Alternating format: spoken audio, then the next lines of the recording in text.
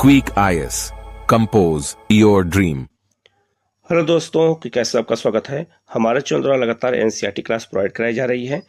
सभी सब्जेक्ट की क्लास 6 से लेकर के क्लास 12 तक की सभी एनसीईआरटी आपको हमारे चैनल पर मिल जाएगी। आप लोग चैनल को सब्सक्राइब कर लीजिएगा, बेल आइकन को जरूर प्रेस कर लीजिएगा, जिससे इस तरह क्लास आपको लगातार मिलती रहे। ये भौतिक भूगोल के मूल सिद्धांत क्लास 11 ज्योग्राफी के एनसीईआरटी का ये पहला जो चैप्टर है हम लोग आज शुरू करेंगे। ये किताब बहुत ही महत्वपूर्ण है और याद रखना, यूपीएससी हो चाहे बीपीएससी हो चाहे यूपीपीसीएस हो, इस किताब से सीधे सीधे क्वेश्चन एग्जाम में पूछे जाते हैं।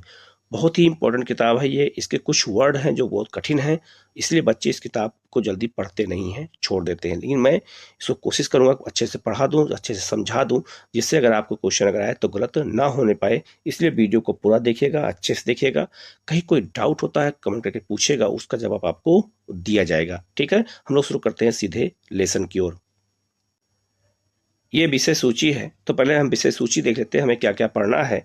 तो पहला है भूगोल एक विषय के रूप में। इसको हमें नहीं पढ़ना है, इसमें केवल एक इंट्रोडक्शन दिया गया है, भूगोल का महत्व बताया गया, इसका कोई मतलब नहीं है। सेकंड जो इकाई है पृथ्वी, तो इसमें हमें 3 चैप्टर पढ़ना है। पृथ्वी की उत्पत्ति और विकास कैसे हुआ, पृथ्वी की आंतरिक संरचना कैसी है, महासागरों और महाद्वीपों का वितरण कैसे है, ये पढ़ना है हमें। इसके बाद भू आकृति में जो है हमें पढ़ना है, जो है खनिज और शैल क्या होते हैं। ठीक है, भू आकृतिक क्रियाएं के प्रक्रियाएं क्या होती हैं, भू आकृतियां और उनका विकास कैसे होता है, ये 3rd यूनिट है। 4th यूनिट में जो है हमें जलवायु पढ़ना है। जलवायु में वायुमंडल का संगठन क्या होता है, संरचना क्या होती है, सौर विकिरण, ऊष्मा संतुलन और तापमान क्या होता है, वायुमंडलीय परिसंचरण और मौसम प्रणालियां क्या होती है, वायुमंडल में जल, विश्व की जलवायु और जलवायु परिवर्तन क्या होता है, ये हमें पढ़ना है। इसके बाद एक जो यूनिट 5 है उसमें हमें महासागरों के बारे में पढ़ना है कि महासागरीय जल और महासागरीय जल का संचलन क्या होता है, ये याद रखना, गति क्या होती है। और यूनिट 6 में हमें पढ़ना है पृथ्वी पर जीवन और जैव विविधता, उनका संरक्षण कैसे किया जाए, ये पढ़ना है। तो टोटल इसमें हमें 16 चैप्टर है, जिसमें हमें 15 चैप्टर पढ़ना है। शुरू का जो पहला चैप्टर है उसे हमें छोड़ देना है, क्योंकि वो बहुत ज़्यादा इंपॉर्टेंट नहीं है। ठीक है, तो ये जो पहला चैप्टर है उसको हमें छोड़ देना है और सीधे हम लोग पहुंचेंगे जो है दूसरे चैप्टर पे। तो ये पहला चैप्टर बहुत ज़्यादा इंपॉर्टेंट नहीं है, केवल इसमें भूगोल एक विषय के रूप में दिया गया है, तो इसमें केवल एक महत्व बताया, इंट्रोडक्शन दिया गया है, उसको हमें देख लेना है। यहाँ एक बात याद रखना कि जो भूगोल शब्द की उत्पत्ति किसने किया था, ये क्वेश्चन कभी कभी पूछा जाता है, तो इसको देख लीजिएगा। इसकी उत्पत्ति किया था किसने, तो इरेटास्थेनीज ने किया है। ये आपको नाम याद रखना, ग्रीक विद्वान थे, बस। ठीक है, बाकी इसमें ऐसा कुछ नहीं है। ठीक है, ये एक इंट्रोडक्शन के रूप में, इसको केवल आप देख लीजिएगा अगर आपको पढ़ना होगा, बाकी इसमें क्वेश्चन कभी नहीं आएगा। जो दूसरा चैप्टर है हम यहाँ से इसको शुरू करेंगे और दूसरा चैप्टर बहुत ही महत्वपूर्ण है। वहाँ से हम लोग पृथ्वी की क्रियाओं के बारे में जानेंगे और कहीं कोई डाउट होता है कमेंट करके पूछेगा, उसका जवाब आपको दिया जाएगा। यूनिट 2 में है ये पृथ्वी के बारे में हमें पढ़ना है। 2nd यूनिट है, इसमें हमें क्या क्या पढ़ना है, तो हमें पृथ्वी की उत्पत्ति विकास कैसे हुआ, पृथ्वी की आंतरिक का भाग कैसा है, वेगनर का महाद्वीपीय विस्थापन कैसे हुआ, सिद्धांत और प्लेट टेक्टोनिक सिद्धांत क्या है, और भूकंप और ज्वालामुखी। इस यूनिट में हमें ये सब पूरा पढ़ना है। तो हम लोग शुरू करते हैं यूनिट पे। जो चैप्टर है उसका नाम है पृथ्वी की उत्पत्ति और विकास कैसे हुआ। हमारी जो पृथ्वी है उसकी उत्पत्ति कैसे हुई है और उसका विकास कैसे हुआ है, कौन कौन से सिद्धांत इसमें हैं, इसी के बारे में बताया गया है। हम लोग शुरू करते हैं। यहाँ पे लिखा है, क्या आपको वह कविता याद है जो आपने अपनी नर्सरी कक्षा में पढ़ी थी, ट्विंकल ट्विंकल लिटिल स्टार। बचपन से ही तारों भरी रातों ने हमें हमेशा आकर्षित किया है। मतलब तारों और पृथ्वी की उत्पत्ति कैसे हुई है इसके बारे में बताया गया। तो लिखा है, आपने भी इन तारों के बारे में सोचा होगा और असंख्य प्रश्न आपके दिमाग में आए होंगे। जाहिर सी बात है, बचपन से हम लोग जब आसमान में तारों को देखते हैं तो कई क्वेश्चन आप एग्जाम दिमाग में आते थे कि ये तारे क्या हैं, कैसे बने, क्या है। ठीक है, तो लिखा है कुछ इस प्रकार के प्रश्न जैसे आकाश में कितने तारे हैं, ये तारे कैसे बने हैं, क्या कोई आकाश के अंत तक पहुंच सकता है। इन प्रश्नों के अतिरिक्त भी कई प्रश्न आपके दिमाग में आए होंगे। इस अध्याय में आप जानेंगे कि ये टिमटिमाते छोटे तारे कैसे बने हैं, मतलब तारों का निर्माण कैसे हुआ है। इसके साथ ही आप पृथ्वी की उत्पत्ति और विकास की कहानी भी पढ़ेंगे। तो पूरी हम इसमें देखेंगे कि पृथ्वी की उत्पत्ति कैसे हुई, उसका विकास कैसे हुआ। तो पहला है सिद्धांत जो दिया है, आरंभिक पृथ्वी की उत्पत्ति। आरंभिक सिद्धांत क्या कहता है, तो लिखा है, पृथ्वी की उत्पत्ति के संबंध में विभिन्न दार्शनिकों व वैज्ञानिकों ने अनेक परिकल्पनाएं प्रस्तुत की। इनमें से एक प्रारंभिक और लोकप्रिय मत जर्मन दार्शनिक इमैनुएल कांट का है। ठीक है, इन्होंने क्या सिद्धांत दिया? 1796 में गणितज्ञ लाप्लेस ने इसका संशोधन प्रस्तुत किया, जो निहारिका परिकल्पना के नाम से जाना जाता है। तो आपसे पूछा जाएगा कि पृथ्वी की उत्पत्ति के लिए निहारिका परिकल्पना किसने दिया है? तो ये किसने दिया है? तो जर्मन दार्शनिक इमैनुएल ने दिया है। ठीक है, कांट ने। इसकी व्याख्या, संशोधित व्याख्या किसने किया है? तो गणितज्ञ लाप्लेस ने किया है। तो ये भी आपको याद रखना है। ठीक है, आगे लिखा है, इस परिकल्पना के अनुसार, किस परिकल्पना के अनुसार? तो निहारिका परिकल्पना के अनुसार ग्रहों का निर्माण धीमी गति से घूमते हुए पदार्थों के बादल से हुआ है, जो कि सूर्य की युवावस्था से संबंध थे। बाद में 1900 ईस्वी में चेम्बरनेल और मोल्टन ने कहा कि ब्रह्मांड में एक अन्य भ्रमणशील तारा सूर्य के नजदीक से गुजरा। इसके परिणाम स्वरूप जो है तारे के गुरुत्वाकर्षण से सूर्य सतह से सिगार के, ठीक है, जैसे सिगार होता है, ठीक है, सिगार के आकार का कुछ पदार्थ निकलकर अलग हो गया। यह तारा जब सूर्य से दूर चला गया तो सूर्य सतह से बाहर निकला हुआ यह पदार्थ सूर्य के चारों ओर घूमने लगा और यही धीरे धीरे संघनित होकर के पृथ्वी मतलब ग्रहों के रूप में परिवर्तित हो गया। इनका कहने का मतलब यह है कि एक मान लो ये सूरज है, तो सूरज में जब कोई दूसरा आके जो है तारा टकराया तो वहीं से टूट करके जो है ये बाहर हो गया और ये पृथ्वी ये सूर्य के चारों तरफ घूमने लगा और ठंडा हो गया। उसी से ये ग्रहों का निर्माण हुआ है, ये निहारिका सिद्धांत कहता है। ठीक है, लिखा है आगे, पहले सर जेम्स जीन्स और बाद में सर जो है हेरोल्ड जेफरी ने इस मत का समर्थन किया। यदि कुछ समय बाद के तर्क सूर्य के साथ एक और साथी तारे के होने की बात मानते हैं। यह तर्क द्वैतारक सिद्धांत के नाम से जाना जाता है। तो मतलब दूसरा जो सिद्धांत आया, द्वैतारक सिद्धांत आया, इसमें क्या कहा गया? 1950 ईस्वी में रूस के ऑटो शिमिड व जर्मनी के कार्ल वाइजस्कर ने निहारिका परिकल्पना में कुछ संशोधन किया। इसमें विवरण भिन्न था। उनके विचार से सूर्य एक सौर निहारिका से घिरा हुआ था, मतलब कि कई सौर जो सूरज था ये हमारे कई जो है अलग अलग बादलों से घिरा हुआ था, जो मुख्यतः हाइड्रोजन और हीलियम और धूल कणों से बनी थी। ठीक है, इन कणों के घर्षण व टकराव से एक चपटी तस्तरी की आकृति के बादल का निर्माण हुआ और अभिवृद्धि प्रक्रम द्वारा ही ग्रहों का निर्माण हुआ है। मतलब कहने का मतलब है कि सारे बादल एक जगह पे इकट्ठा थे जिसमें हाइड्रोजन, हीलियम और धूल कण शामिल थे, उसी के जो तस्तरी नुमा थे और उसी से अलग होकर के पृथ्वी का निर्माण हुआ है। अंतोगत्वा वैज्ञानिकों ने पृथ्वी या अन्य ग्रहों की ही नहीं वरन पूरे ब्रह्मांड की उत्पत्ति संबंधित समस्याओं को समझने का प्रयास किया। तो जितने भी सिद्धांत दिए गए हैं ये सिद्धांत मान्य नहीं है। ठीक है, मतलब कि ये सिद्धांत तो दे दिया गया कि निहारिका सिद्धांत या फिर जो है आपका द्वैतारक सिद्धांत दिया गया, लेकिन उसका कोई महत्व नहीं नजर आया। अब क्या हुआ, आधुनिक समय में एक नया सिद्धांत आया, ब्रह्मांड की उत्पत्ति। तो जब ब्रह्मांड की उत्पत्ति हम समझ लेंगे तो अपने आप हमें पृथ्वी की उत्पत्ति समझ में आ जाएगी। तो आधुनिक सिद्धांत क्या कहता है, ब्रह्मांड की उत्पत्ति कैसे हुई है? तो आपने सुना होगा बिग बैंग सिद्धांत, जिसे हम बिग बैंग थ्योरी कहते हैं, इसी से ब्रह्मांड की उत्पत्ति हुई है। तो सबसे पहले ब्रह्मांड बना, ब्रह्मांड से टूट करके सबसे ब्रह्मांड बना, ब्रह्मांड के बाद तारों का निर्माण हुआ, तारों से जो है ग्रहों का निर्माण हुआ, ग्रहों से टूट करके उपग्रहों का निर्माण हुआ, तो अलग अलग समय से बनते चले गए। ठीक है, तो तारा के बाद ग्रह बना, ग्रह के बाद उपग्रह बना। तो बिग बैंग सिद्धांत दिया गया, बिग बैंग सिद्धांत ने ही ब्रह्मांड की उत्पत्ति बताई है। यही क्वेश्चन बार बार एग्जाम में पूछा जाता है। तो लिखा है, आधुनिक समय में ब्रह्मांड की उत्पत्ति संबंधी सर्वमान्य सिद्धांत बिग बैंग सिद्धांत है। इसे विस्तारित ब्रह्मांड परिकल्पना भी कहा जाता है। ठीक है, 1920 ईस्वी में जो है एडविन हब्बल ने प्रमाण दिए कि ब्रह्मांड का विस्तार हो रहा है। समय बीतने के साथ आकाशगंगाएं एक दूसरे से दूर हो रही हैं। आप प्रयोग कर जान सकते हैं कि ब्रह्मांड विस्तार का क्या अर्थ है। एक जो है गुब्बारा लें और उस पर कुछ निशान लगाएं जो है जिनको आकाशगंगाएं मान लें। जब आप इस गुब्बारे को फुलाएंगे, गुब्बारे का पर लगे हुए ये निशान गुब्बारे के फैलने के साथ साथ एक दूसरे से दूर जाते प्रतीत होंगे। इस प्रकार आकाशगंगाओं के बीच की दूरी भी बढ़ रही है। मतलब कहने का है कि अगर हम एक गुब्बारा लेते हैं, ठीक है, और उस गुब्बारे को अगर हम फुलाना शुरू करेंगे तो उस पर अगर निशान लगा देंगे तो जैसे जैसे गुब्बारा फूलता जाएगा निशान दूर होते जाएंगे। तो वही कहा गया है कि वही आकाशगंगा है। तो तारों के बनने के बाद आकाशगंगा जब बनी तो आकाशगंगा वही फैल रही है। तो जैसे जैसे हवा भरने पे गुब्बारा फूलता है वैसे हमारी आकाशगंगा बढ़ती जा रही है, वैसे हमारे जो है ब्रह्मांड का विस्तार होता जा रहा है।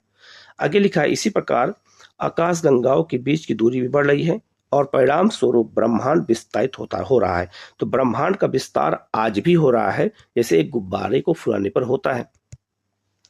यद्यपि आप यह पाएंगे कि गुब्बारे पर लगे चिन्हों के बीच की दूरी के अतिरिक्त चिन्ह स्वयं भी बढ़ रहे हैं। ठीक है, जैसे अगर गुब्बारे को फुलाते हैं तो अगर चिन्ह नजदीक है तो जब फुलाएंगे तो चिन्ह की दूरी की दूर बढ़ेगी और साथ साथ में जो है वो चिन्ह भी बढ़ते चले जाएंगे, जबकि यह तथ्य के अनुरूप नहीं है। ठीक है, वैज्ञानिक मानते हैं कि आकाशगंगाओं के बीच की दूरी बढ़ रही है, परंतु जो है प्रेक्षण आकाशगंगाओं के विस्तार को नहीं सिद्ध करते, अतः गुब्बारे का उदाहरण आंशिक रूप से ही मान्य है। ठीक है, बिग बैंग सिद्धांत के अनुसार ब्रह्मांड का विस्तार निम्न अवस्थाओं में हो रहा है। कैसे हो रहा है, ध्यान दीजिएगा।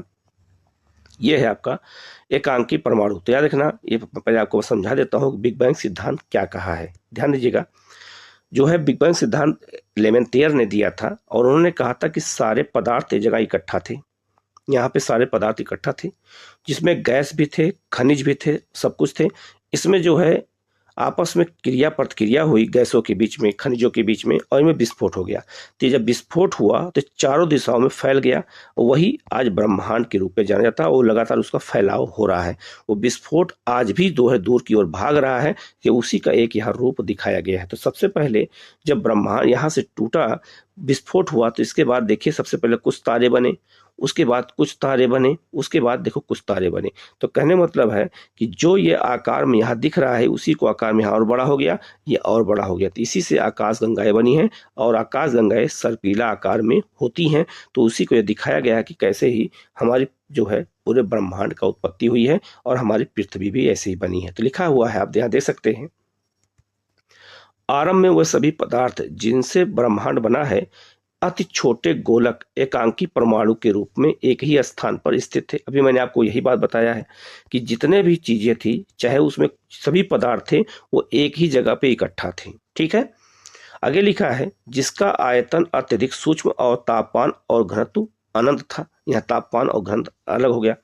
बिग बैंग की प्रक्रिया में इस अति छोटे गोलक में भीषण विस्फोट हुआ। अभी मैंने क्या बताया, इससे विस्फोट हो गया। इस प्रकार की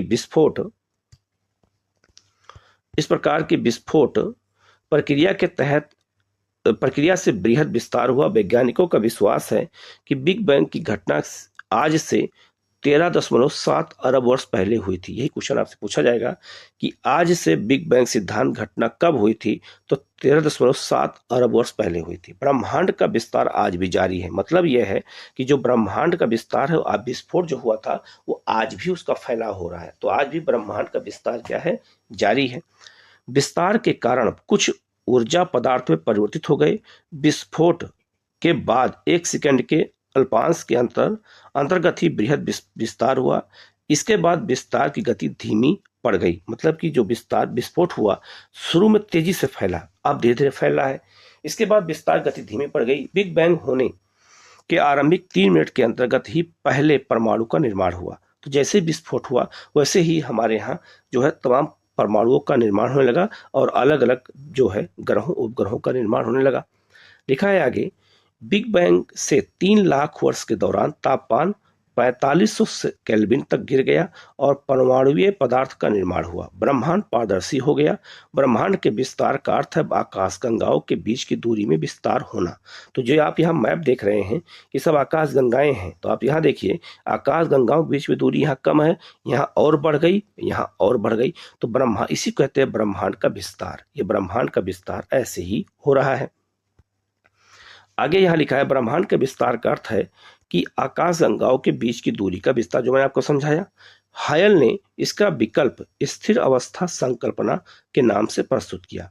इस संकल्पना के अनुसार ब्रह्मांड किसी भी समय में एक ही जैसा रहा है। यद्यपि ब्रह्मांड के विस्तार संबंधी अनेक प्रमाणों के मिलने पर वैज्ञानिक समुदाय अब ब्रह्मांड विस्तार सिद्धांत के ही पक्षधर हैं। तो अब इन्होंने सब लोगों ने ब्रह्मांड के विस्तार के लिए इसी बिग बैंग सिद्धांत को मान लिया और इसी से हम जो है भूगोल में हम ब्रह्मांड की उत्पत्ति को मानते हैं। ठीक है, अब आते हैं तारों का निर्माण कैसे हुआ। तो तारों का जो निर्माण हुआ, तारों जो हमारा सूरज है वो भी एक तारा है और उसमें दो गैसें प्रमुख हैं, हीलियम और हाइड्रोजन है। तो लिखा है तारों का निर्माण कैसे हुआ। तो सबसे पहले ब्रह्मांड का निर्माण हुआ, ब्रह्मांड के बाद तारों का निर्माण हुआ। ठीक है, तो लिखा हुआ है आरंभिक ब्रह्मांड में ऊर्जा व पदार्थ का वितरण समान नहीं था। घनत्व में आरंभिक भिन्नता से गुरुत्वाकर्षण बलों में भिन्नता आई, जिसके परिणाम स्वरूप पदार्थ का एकत्रण हुआ। यही एकत्रण आकाशगंगाओं के विकास का आधार बना। एक आकाशगंगा असंख्य तारों का समूह है। तो आकाशगंगा क्या है, इसमें असंख्य तारे हैं। आप इस मैप पे देख सकते हैं कि यहाँ पे जो आप देखिए इसमें जो है आकाशगंगा को दिखाया गया है, ये सर्पिलाकार आकाशगंगा है। आप इसमें देखिए कितने सारे ढेर सारे तारे बने हैं और लग रहा है कोई नदी बह रही है। तो ये ब्रह्मांड, इसी को हम ब्रह्मांड कहते हैं। ठीक है, और ब्रह्मांड में आप देखेंगे ये एक ही आकाशगंगा नहीं है, ऐसे ऐसे लाखों आकाशगंगाएं हैं। तो एक आकाशगंगा के चित्र दिखाया गया है। एक आकाशगंगा में असंख्य तारे इसमें मौजूद हैं। ठीक है, जिनकी कोई गिनती नहीं की जा सकती है। तो ऐसे ऐसे हमारे आकाशगंगा में जो है, हमारे ब्रह्मांड में लाखों आकाशगंगाएं हैं। इसका मतलब है कि हम पूरे ब्रह्मांड में अकेले नहीं हैं, लेकिन हम वहां तक पहुंच नहीं पाए हैं।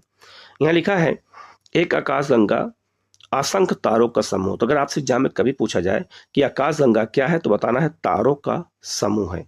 आकाशगंगाओं का विस्तार इतना अधिक होता है कि उनकी दूरी हजारों प्रकाश वर्षों में मापी जाती है। तो याद रखना, दो ग्रहों के बीच की दूरी हम कैसे मापते हैं, प्रकाश वर्ष में। हम इसे लाइट ईयर कहते हैं। यहाँ लिखा है एक अकेली आकाशगंगा का व्यास 80,000 से 1,50,000 प्रकाश वर्ष के बीच मतलब हो सकता है। तो मतलब एक अकेली आकाशगंगा का व्यास अगर इतना बड़ा है तो आप समझ सकते हैं कि आकाशगंगा का आकार कितना होगा। एक आकाशगंगा के निर्माण की शुरुआत हाइड्रोजन गैस से बने विशाल बादल के संचयन से होती है। तो जो आकाशगंगा में तारे हैं वो किसके बने, हाइड्रोजन गैस से और हीलियम से। इसे निहारिका कहा जाता है। तो पूछा जाएगा निहारिका किसे कहते हैं।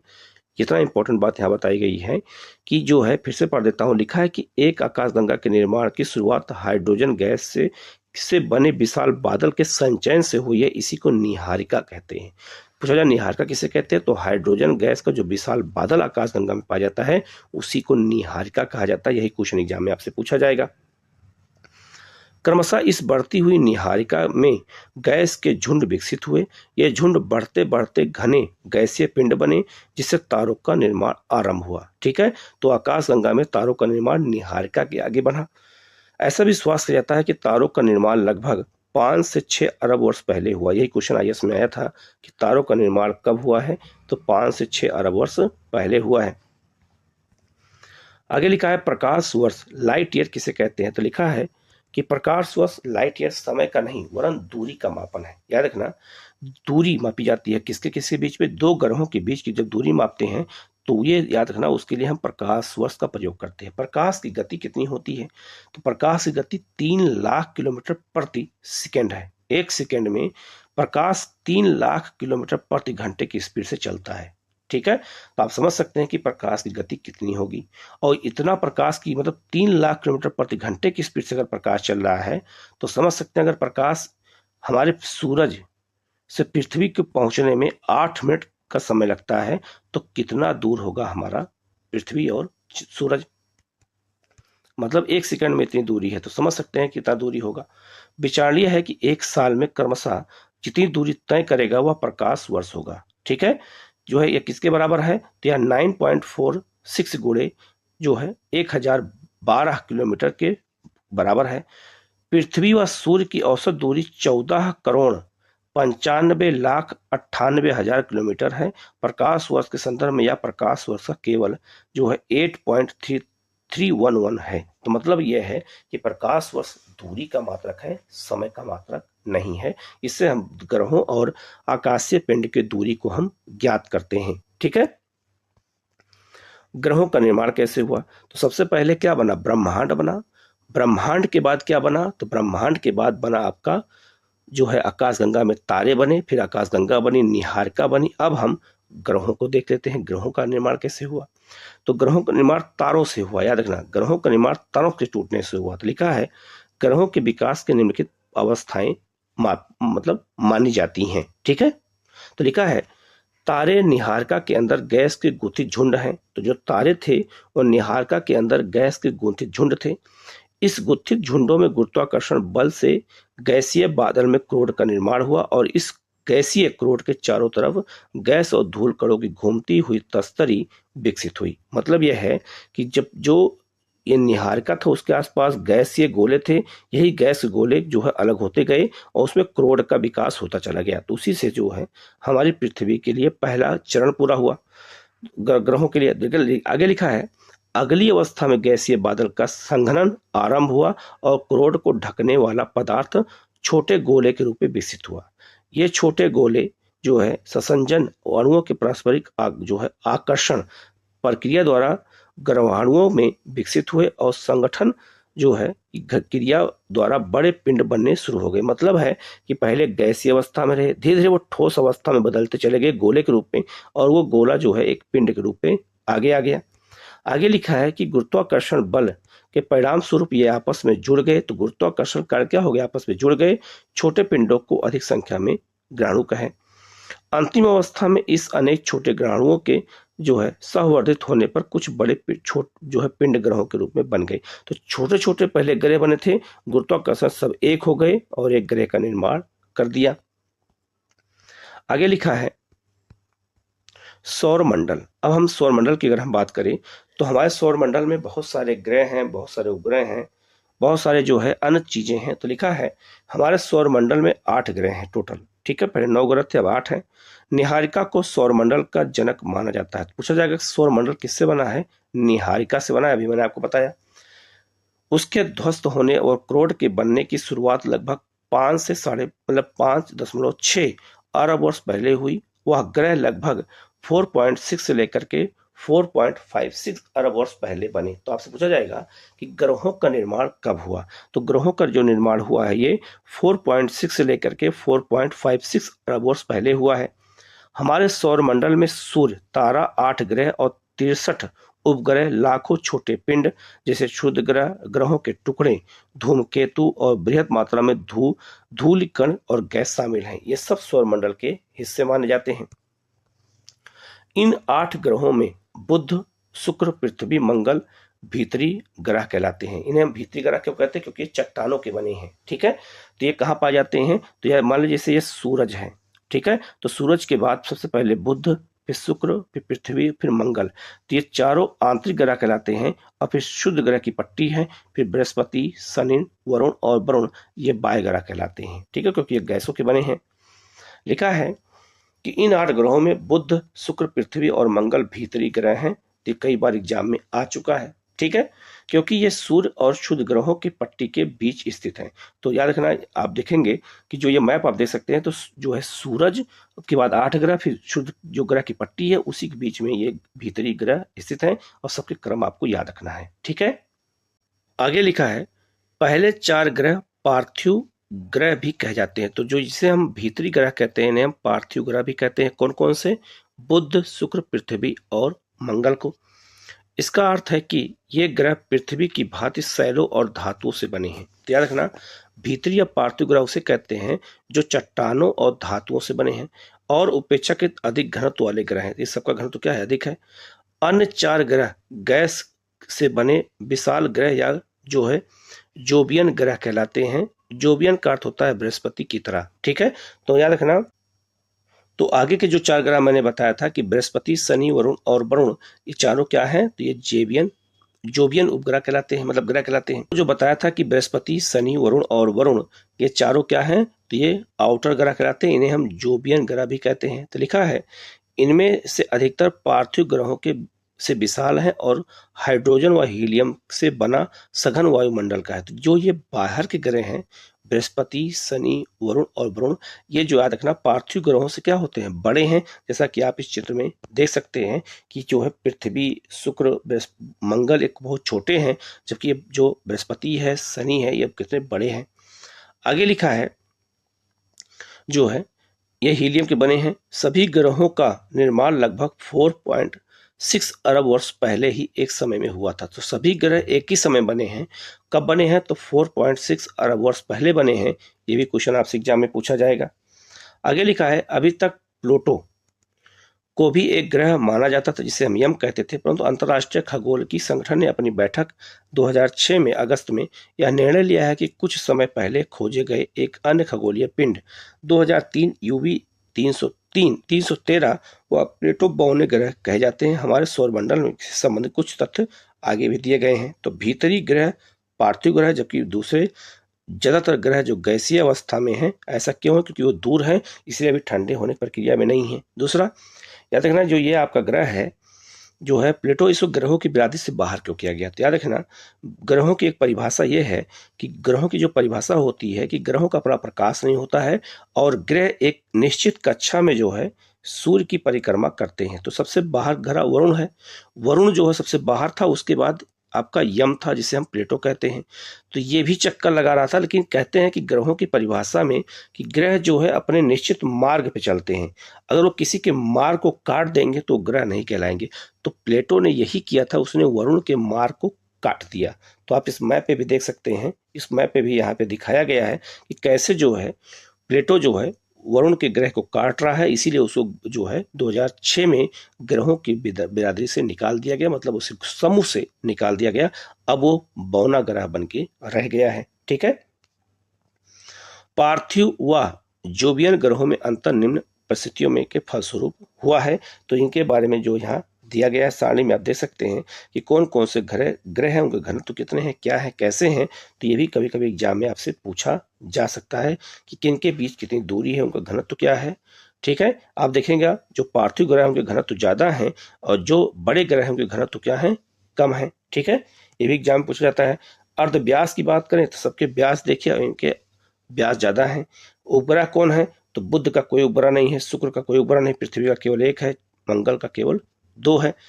इसके बाद में जो ये सब ग्रह हैं, इनके ग्रहों की संख्या अब बदल गई है। ठीक है। तो ये भी हमें याद रखना है कि किससे कितने ग्रह वर्तमान में हैं, तो भी आपको मैं बता देता हूं।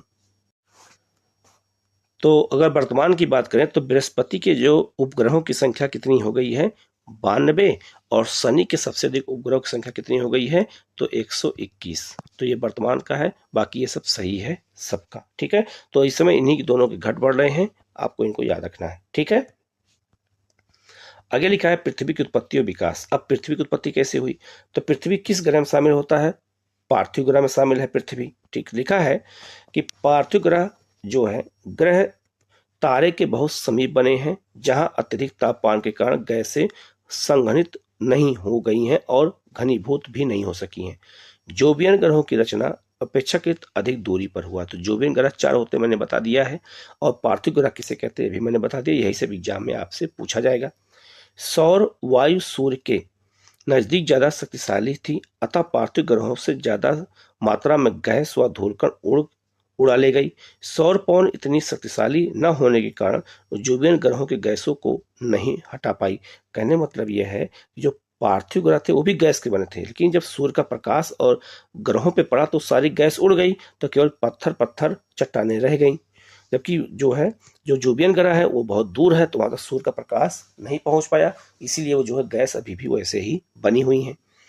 पार्थिव ग्रहों के छोटे होने से इनकी गुरुत्वाकर्षण शक्ति भी कम रही, जिसके फलस्वरूप इनमें निकली हुई गैस इन पर रुकी नहीं, उड़ के चली गई। तो गैस को नहीं रोका जा सकता, गैसें गुरुत्वाकर्षण के विपरीत उड़ के चली गई, इसीलिए जो है ग्रहों का निर्माण हो गया। अब आते हैं चंद्रमा। तो चंद्रमा हमारा पृथ्वी का उपग्रह है। चंद्रमा पृथ्वी का अकेला प्राकृतिक उपग्रह है। तो याद रखना, सबसे पहले जो है ब्रह्मांड उत्पन्न हुआ, फिर तारे बने, फिर आकाशगंगा बनी, फिर ग्रह बने, ग्रहों के बाद उपग्रह बने, तो उस उपग्रह में चंद्रमा आ गया। तो चंद्रमा पृथ्वी का अकेला प्राकृतिक उपग्रह है। पृथ्वी की तरह चंद्रमा की उत्पत्ति संबंधी मत प्रस्तुत किए गए हैं। 1838 में सर जॉर्ज डार्विन ने सुझाया है कि प्रारंभ में पृथ्वी और चंद्रमा तेजी से घूमते एक ही पिंड थे। मतलब कहने का है कि पृथ्वी से टूट के चंद्रमा बना है। तो चंद्रमा पृथ्वी पहले एक ही ग्रह थे, अलग नहीं थे। आगे लिखा है, यह पूरा पिंड जो है डबल, बीच से पतला और किनारों से मोटा की आकृति में परिवर्तित हुआ और अंतोगत्वा टूट गया। इसके अनुसार चंद्रमा का निर्माण उसी पदार्थ से हुआ जहां आज प्रशांत महासागर एक गर्त रूप में मौजूद है। कहा जाता है कि जो प्रशांत महासागर है वहीं से वो जो है टूट करके चंद्रमा अलग हुआ है, तो जो गड्ढा बन गया वही आज प्रशांत महासागर कहलाता है। ठीक है, तो पूछा जा सकता है कि चंद्रमा जो आज अलग हुआ है, चंद्रमा पृथ्वी पर उसका निशान कहाँ मिलता है, तो प्रशांत महासागर मिलता है। तो प्रशांत महासागर से ही टूट के चंद्रमा का विकास हुआ है।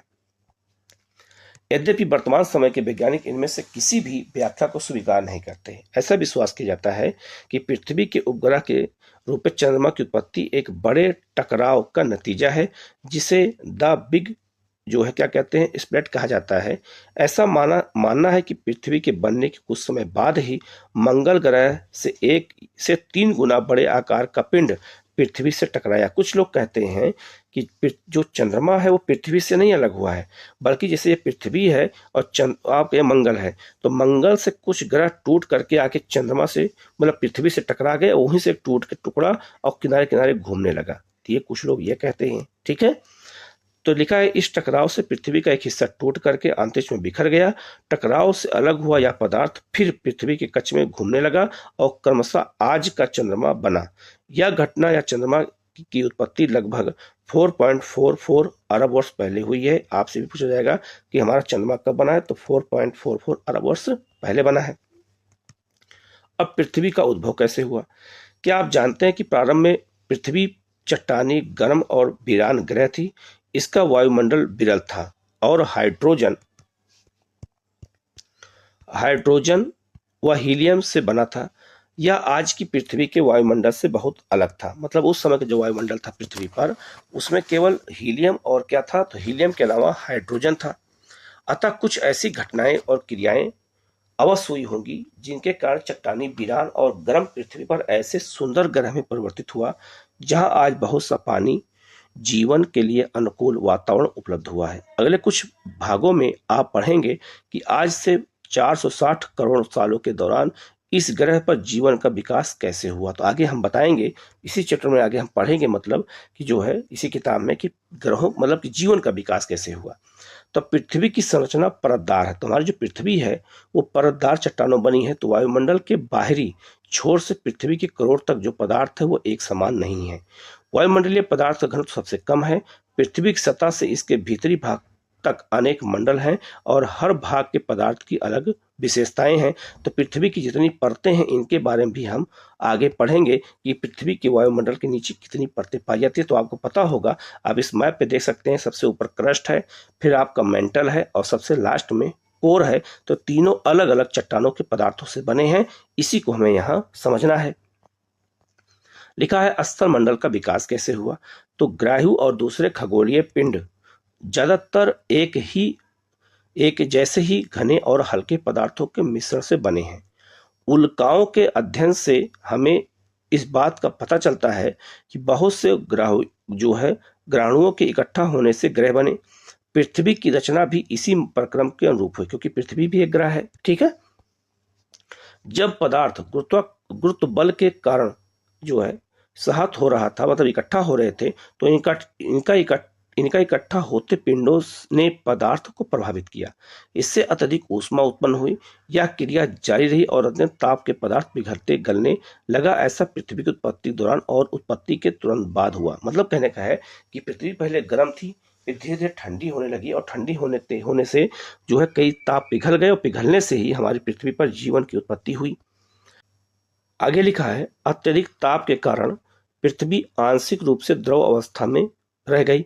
मतलब जब अधिक तापमान हुआ तो वाष्पीकरण हुआ, तो पृथ्वी द्रव अवस्था में बदलने लगी। ठीक है, और तापमान की अधिकता के कारण ही हल्के और भारी घनत्व के मिश्रण वाले पदार्थ घनत्व के अंतर के कारण अलग होना शुरू हो गए। इसी अलगाव से भारी पदार्थ जैसे लोहा पृथ्वी के केंद्र में चले गए।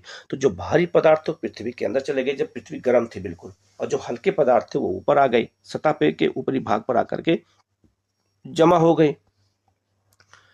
समय के साथ यह और ठंडा हुआ और ठोस रूप में परिवर्तित होकर छोटे आकार के हो गए, अंतर्गत या पृथ्वी की भूपपट्टी के रूप में विकसित हो गया। तो जो ऊपरी भाग है, जो आपने अभी चित्र में देखा, ऊपरी भाग को क्या कहते हैं? भूपपट्टी कहते हैं, क्रस्ट कहते हैं।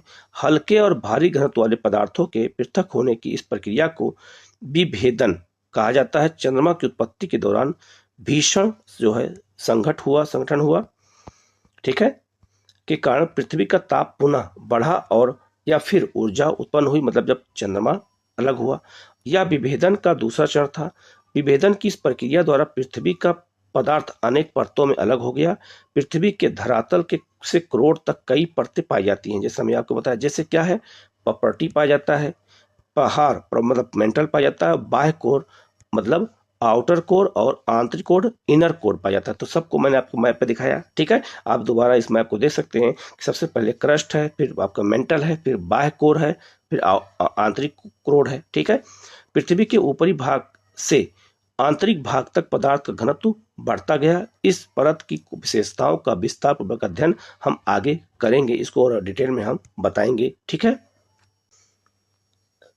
तो आप लोगों ने चित्र देखा, इसमें जो है प्रॉपर्टी, मेंटल, बाह्य क्रोड और आंतरिक क्रोड को जो दिखाया गया है। इसके अलावा हम लोग जो है इसमें कुछ चीज़ें और यहाँ पे देखेंगे। यहाँ देख सकते हैं, जैसे इतिहास में अलग अलग काल होता है, वैसे जो है भूगोल में भी अलग अलग काल होता है, ठीक है। तो भूवैज्ञानिक काल मापक्रम अगर हम देखें तो कब कब किसकी किसकी उत्पत्ति हुई है, ये आपसे पूछा जाएगा। जैसे पूछा जाएगा आपसे कि आधुनिक मानव की उत्पत्ति कब हुई है, तो याद रखना अभिनव अत्यंत नूतन काल में हुई है। वनस्पतियों की और छोटे स्तनधारियों की उत्पत्ति कब हुई? तृतीय कल्प में हुई है, जो है ये आपका अति नूतन काल इसको भी कहते हैं। इसके अलावा क्रिटेशियन या जुरेसिक या काल में क्या हुआ है, तो डायनासोर लुप्त हो गए हैं, याद रखना, ठीक है। और समुद्री में मतलब कछुआ और मेढक जो है इसी काल में उत्पन्न हुए हैं। इसमें और जो याद करने वाली बात है, आपसे पूछा जाएगा कि सूर्य की उत्पत्ति या ब्रह्मांड की उत्पत्ति कब हुई है, तो सबका यहाँ डेट दिया गया है। और ये जो है तारों और सुपरनोवा, बिग बैंग सबका उत्पत्ति का क्रम है। ये पूर्व जो है कैम्ब्रियन क्रम के बाद की घटना है, ठीक है। तो ये आपको याद रखना, बाकी उसमें बहुत ज़्यादा आपको इंपॉर्टेंट चीज़ जो नहीं है उसको छोड़ देना है। इसमें एक आपको ये भी याद रखना है कि जो रेंगने वाले जीव होते हैं और जो है स्थल और जो जल दोनों में रहते हैं, वो कार्बोनिफेरस युग में जन्म लिए हैं, ये आपको याद रखना है, ठीक है। बाकी इसमें ऐसा कुछ इंपॉर्टेंट नहीं है। आगे बढ़ते हम लोग। यहाँ लिखा है वायुमंडल व जलमंडल का विकास। हमारी पृथ्वी पर वायुमंडल और जलमंडल कैसे बना, तो लिखा है पृथ्वी के वायुमंडल की वर्तमान संरचना में नाइट्रोजन व ऑक्सीजन का प्रमुख योगदान है। नाइट्रोजन 78% और ऑक्सीजन 21% है। वायुमंडल की संरचना व संगठन 8वें अध्याय में हम पढ़ेंगे, आगे हमें इसे बताया भी गया है। आगे लिखा है वर्तमान वायुमंडल के विकास की 3 अवस्थाएं हैं। इसकी पहली अवस्था में आदिकालिक वायुमंडलीय गैसों का ह्रास हुआ, तो पहले गैसों का ह्रास हुआ।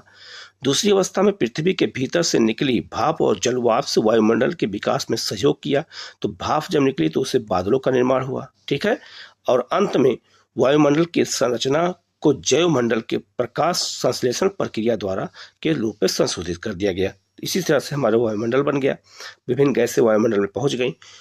आरंभिक वायुमंडल जिसमें हाइड्रोजन और हीलियम की अधिकता थी, सौर पवन के कारण पृथ्वी से दूर हो गया। तो जब सूर्य की किरणें हमारी पृथ्वी पर पड़ी पवन द्वारा, तो हाइड्रोजन और हीलियम उड़ गया, ठीक है। ऐसा केवल पृथ्वी पर ही नहीं वरन सभी पार्थिव ग्रहों पर हुआ। तो इसीलिए पार्थिव ग्रहों के वायुमंडल में हाइड्रोजन और हीलियम नहीं पाया जाता है, ये जो है जो जोवियन ग्रह हैं उनमें पाया जाता है। आगे लिखा है अर्थात सभी पार्थिव ग्रहों से सौर पवन के प्रभाव के कारण आदिकालिक वायुमंडल या तो दूर ढकेल दिया गया या समाप्त हो गया। यह वायुमंडल के विकास की पहली अवस्था थी। तो पहली अवस्था में जो है हाइड्रोजन और हीलियम जो है गायब हुआ। फिर पृथ्वी के ठंडा होने की और विभेदन के दौरान पृथ्वी के अंदरूनी भाग से बहुत सी गैसें जलवाष्प बाहर निकली। तो जब पहली बार में क्या हुआ, गैस ऊपर चली उड़ गई सब हाइड्रोजन हीलियम, फिर पृथ्वी के आंतरिक भाग से बहुत सारा जलवाष्प और गैस निकली। इसी से आज के वायुमंडल का उद्भव हुआ। आरंभ में वायुमंडल में जलवाष्प पहुंचा, नाइट्रोजन पहुंचा, कार्बन डाइऑक्साइड पहुंचा, मीथेन और अमोनिया अधिक मात्रा में और स्वतंत्र ऑक्सीजन बहुत कम मात्रा में थी। यह प्रक्रिया जिससे पृथ्वी के भीतरी भाग में गैसें धरातल पर आई उसे गैसीय उत्सर्जन कहा जाता है। तो दूसरी अवस्था में जो गैस पृथ्वी से ऊपर आई उसे हम गैसीय उत्सर्जन कहते हैं। लगातार ज्वालामुखी विस्फोट से वायुमंडल में जलवाष्प और गैस बढ़ने लगी। पृथ्वी के ठंडा होने के साथ साथ जलवाष्प का संग्रहण शुरू हो गया। तो जो जलवाष्प था वो वायु कहाँ से निकला? ज्वालामुखी से। तो ज्वालामुखी जब निकला वायु तो उसका संग्रहण हुआ, तो उसी से क्या हो गई? वर्षा होने लगी। लिखा है वायुमंडल में उपस्थित कार्बन डाइऑक्साइड के वर्षा के पानी में घुलने से तापमान में और अधिक गिरावट आई। फलस्वरूप अधिक संग्रहण और अत्यधिक वर्षा हुई। और जब अत्यधिक वर्षा होगी तो पृथ्वी पर जो है जितने भी गर्त थे, गड्ढे थे, सब गड्ढे जो है पानी से भर गए। तो लिखा है पृथ्वी के धरातल पर वर्षा का जल गर्तों में इकट्ठा होने लगा जिससे महासागर बन गए। ठीक है, पृथ्वी पर उपस्थित महासागर पृथ्वी की जो है उत्पत्ति से संबंधित 50 करोड़ सालों के अंतर्गत बने। अब आप देख सकते हैं सब धीरे धीरे कैसे उनका विकास हो रहा है। इससे हमें पता चलता है कि महासागर 400 करोड़ साल पुराने हैं। तो 400 करोड़ साल पुराने क्या है? महासागर हैं। लगभग 380 करोड़ साल पहले जीवन का विकास आरंभ हुआ। ये भी क्वेश्चन पूछा जाएगा। यद्यपि लगभग जो है 250 से 300 करोड़ साल पहले प्रकाश संश्लेषण प्रक्रिया विकसित हुई। लंबे समय तक जीवन केवल महासागरों तक सीमित रहा। तो महासागरों में जो शैवाल पाए जाते हैं सबसे पहले वहीं पर जीवन आया, क्योंकि सबसे अधिक प्रकाश संश्लेषण उन्होंने ही किया। प्रकाश संश्लेषण की प्रक्रिया द्वारा ऑक्सीजन में बढ़ोतरी हुई, महासागरों की ही देन है। तो जो महासागर आज जो हमारा वायुमंडल में ऑक्सीजन है वो महासागरों की ही देन है। धीरे धीरे महासागर ऑक्सीजन से संतृप्त हो गए और वायुमंडल में ऑक्सीजन की मात्रा 200 करोड़ वर्ष पूर्व पूर्ण रूप से भर गई। तो आज से 200 करोड़ वर्ष पहले ऑक्सीजन हमारे भर गई वायुमंडल में। अब जब ऑक्सीजन की उत्पत्ति हो गई तब जीवन का विकास हुआ। तो लिखा है पृथ्वी की उत्पत्ति का अंतिम चरण जीवन की उत्पत्ति व विकास से संबंधित है। निस्संदेह पृथ्वी का आरंभिक वायुमंडल जीवन के विकास के लिए अनुकूल नहीं था। आधुनिक वैज्ञानिक जीवन की उत्पत्ति को एक तरह की रासायनिक प्रक्रिया बताते हैं, जिससे पहले जटिल जैव कार्बनिक अणु कॉम्प्लेक्स ऑर्गेनिक जो है जो आपके कण हैं बने और उनका जो है समूहन हुआ। यह समूहन ऐसा था कि जो अपने आप को दोहराता गया, पुनः बनने में सक्षम था और निर्जीव पदार्थ को विकसित जीवीय तत्व में परिवर्तित कर सका। तो धीरे धीरे जो कार्बनिक पदार्थ थे वो ऐसे निर्जीव पदार्थों को सजीव में परिवर्तित करते चले गए। हमारे ग्रह पर जीवन के चिन्ह अलग अलग समय की चट्टानों में जाने वाले जीवाश्म के रूप में होते हैं। ठीक है, 300 करोड़ साल पुरानी भूगर्भिक शैलों में पाई जाने वाली सूक्ष्मदर्शी संरचना आज भी शैवाल, जिसे हम ब्लू एल्गी जो है ग्रीन एल्गी की संरचना से मिलती जुलती है। तो सबसे पहले हमारे जीव पृथ्वी पर शैलों का विकास हुआ, इसी से ऑक्सीजन की उत्पत्ति हुई। यह कल्पना की जाती है कि इससे पहले के समय में साधारण संरचना वाली शैवाल बनी। तो सबसे पहले शैवाल बनी। यह माना जाता है कि जीवन का विकास लगभग 380 करोड़ वर्ष पहले आरंभ हुआ। यह भी आपसे क्वेश्चन पूछा जाएगा, तो ये सब नोट करने वाली चीजें, इसको नोट करते रहिएगा। एक कोषीय, तो सबसे पहले एक कोषीय जीवाणु से आज के मनुष्य तक जीवन के विकास का सार जो है भूवैज्ञानिक काल मापक्रम से प्राप्त किया जा सकता है, जो ऊपर मैंने आपको बता दिया। जो भूवैज्ञानिक काल मापक्रम को दर्शाया गया है, इसे मैंने अभी आपको बताया है। ठीक है, आगे लिखा है निम्नलिखित में से कौन सी संख्या पृथ्वी की आयु को प्रदर्शित करती है? तो जो पृथ्वी की आयु कितनी है? तो 46 लाख वर्ष है, ये आपको याद रखना है। दूसरा क्वेश्चन है निम्न में से कौन सी अवधि सबसे लंबी होती है? तो इसमें सबसे जो लंबी अवधि थी वो महाकल्प है, ये आपको याद रखना है। निम्न में से कौन सा तत्व वर्तमान वायुमंडल के निर्माण और संशोधन में सहायक नहीं है? तो वो है आपका विभेदन, ये गहराई में हुआ था, याद रखना।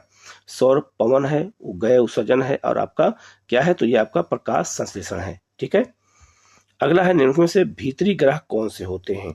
तो भीतरी ग्रह कौन होते हैं? तो पृथ्वी और सूर्य के बीच पाए जाने वाले ग्रह नहीं, सूर्य और शुद्ध ग्रहों के पट्टी के बीच पाए जाने ग्रह। तो इसका आंसर हो जाएगा आपका बी।